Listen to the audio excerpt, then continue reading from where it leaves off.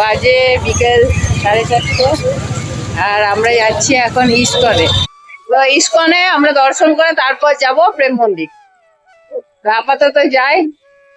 আর আজকে পড়েছি একটা গোপী ড্রেস, যেটা সুইটি দিয়েছিল আমাকে, সেটাই পড়েছে।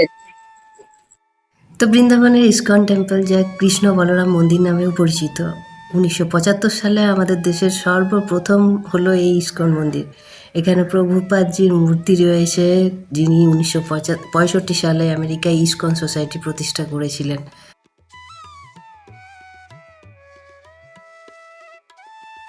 মন্দিরের ভিতরে হরে রাম হরে কৃষ্ণ মহামন্ত্র নাম সংকীর্তনের মধ্যে দিয়ে এক অন্য রকমের অনুভূতি, অন্য রকমের শান্তি অনুভব করছি।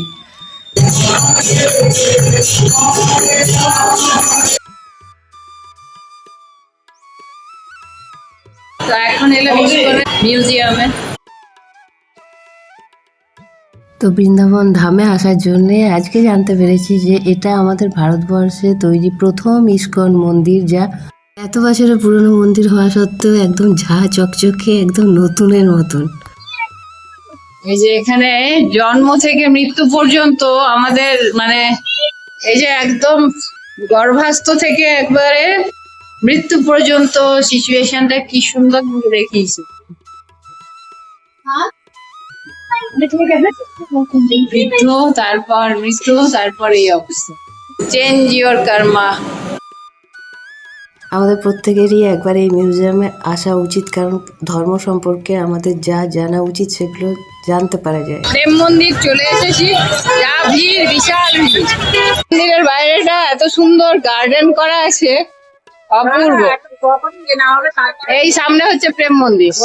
তো ইস্কন থেকে প্রেম মন্দিরের ডিস্টেন্স ওই 200 মিটার কি 300 মিটারের মধ্যেই হবে। তো চলে এসেছি প্রেম মন্দির। প্রেম মন্দিরের এন্ট্রান্স ঢুকে মানে সাক্ষাৎ চোখে না দেখে মানে বোঝানো সম্ভব না। তো সূর্য অস্ত চলেছে আর এদিকে এত সুন্দর লাগছে, গার্ডেন থেকে শুরু করে আর মন্দির থেকে তো চোখই ফেরানো যাচ্ছে না। এত অপূর্ব, মানে শ্বেত পাথরের তৈরি এই মন্দির, অপূর্ব লাগছে।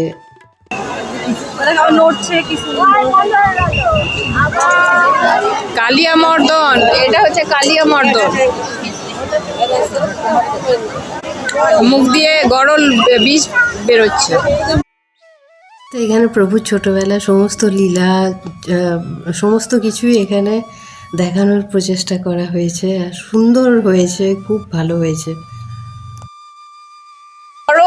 প্রচুর বড় এরিয়া নিয়ে এই প্রেম মন্দির। তো গত বছর আমি ম্যানিফেস্ট করেছিলাম বৃন্দাবন ধাম, আর এই বছর 1 বছরের মধ্যে আমার সেটা মানে ম্যানিফেস্ট হয়ে গেল। তার জন্য thank you universe, thank you ভগবানকে অনেক থ্যাংক ইউ।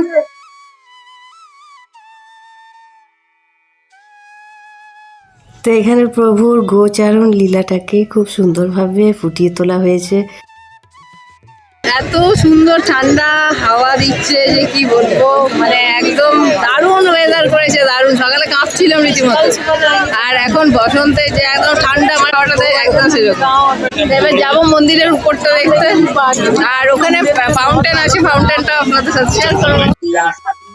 এই যে রাস মঞ্চ, মানে রাস করছে প্রভু গোপীদের সাথে।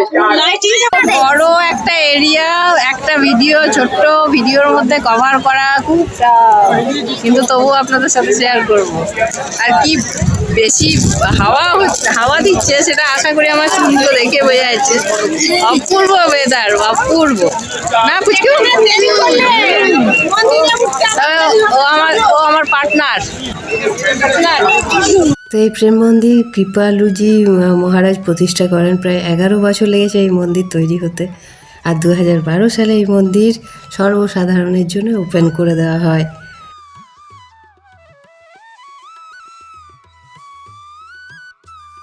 প্রভু সেবা করছে পল্লব দেহি। জয়দেব প্রভুজি লিখেছিলেন, লিখে দিয়ে চলে গেছে। ওর বউ বলে তুমি যে এলে, তুমি তো লিখলে, তো খাবার খেলে, খাবারও খেয়েছি, কত ভাগ্যবান। তারপরে তাড়াতাড়ি আগে কি ভালো লাগছে, দারুণ দারুণ দারুণ দারুণ। দেখি লাইটিং লাইটিং ওই ফাউন্টেনটা দেখার জন্য আমরা ওয়েট করে আছি। গ্রুপে সবাই এলোমেলো হয়ে গিয়েছিলাম, আবার এক এক করে সবার সাথে দেখা হচ্ছে। হ্যাঁ, জ্বলে গেছে পুরো মন্দিরের, এই যে একটা একটা করে লাইট জ্বলা শুরু হয়ে গেছে। নীল, লাল, হলুদ সব লাইটিং গুলো হচ্ছে, এই যে পার্পল হয়ে গেল। তো এখানে আসতে হলে একটু বিকেল বিকেলই আসতে হবে, কারণ বিকেলবেলায় এলে শ্বেত পাথরের মন্দিরটাও যেমন দেখা যায়, আর সন্ধ্যাবেলায় লাইটিংয়ের মাধ্যমে লাইটিংয়ের শো দেখা যায়। তো এখানে এই লেজার লাইট শো দেখার জন্য আমি খুব কি বলবো, খুব আগ্রহের সাথে ছিলাম। কিন্তু আমার বুড়ো বুড়ো দুটো মোবাইলই ওখানে গিয়ে দম ছেড়ে দিয়েছে। তো লাস্টে আমাদের গ্রুপেরই এক ভাইয়ের কাছ থেকে আমি এই ভিডিওটা ক্লিপগুলো নিয়েছি। অ্যাকচুয়ালি আমার মোবাইলে স্টোরেজ ছিল না, তারপর মোবাইল নাইট ভিউটা একদমই বাজে ছিল, তো যার জন্য ভাই আমাকে হেল্প করেছে। থ্যাংক ইউ নিতাই ভাই। যদি ভিডিওটা দেখো তাহলে তার জন্য থ্যাংক ইউ। তো এত অপূর্ব লাগছে একদিকে লেজার শো। তো আমি এই ধরনের ফাউন্টেন শো আমি প্রথমবার দেখছি, তার জন্য হয়তো বেশি অবাক হচ্ছি, কারণ এর আগে মিউজিক্যাল ফাউন্টেন ওগুলো দেখেছি ঠিক, কিন্তু আজকে যে লেজার শোটা অবাক করে দিচ্ছে। সামনে কিন্তু ফোয়ারার ওই সাইডে প্রতিচ্ছবিটা পড়ছে, প্রজেক্টরে যেভাবে পড়ে, তো অপূর্ব লাগছে দেখতে। তো এখানে এসে কখন যে দেখতে দেখতে 1.5 ঘন্টা সময় পেরিয়ে গেল বুঝতে পারলাম না। প্রায় বাজতে চললো এখন রাত 8টার কাছাকাছি। এই যে গোবর্ধন পর্বত,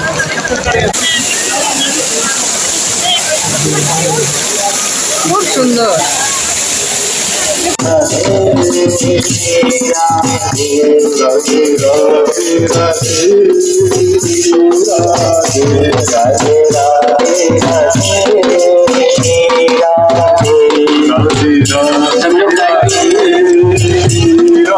তো যাই হোক, প্রেম মন্দির থেকে চলে এসেছি, এবার ফ্রেশ হই।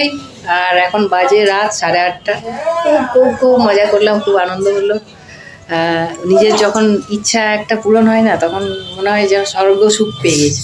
তো বহুদিনের ইচ্ছা ছিল ধামে আসার, সেই ধামে আসার ইচ্ছেটা পূরণ হয়েছে।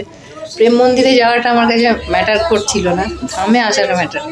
তো যাই হোক, আজকে ব্লগ আর বেশি বড় করলাম না। ভালো লাগলে অবশ্যই লাইক, শেয়ার আর সাবস্ক্রাইব করবেন, আর বৃন্দাবন সিরিজটাকে বেশি করে শেয়ার করবেন।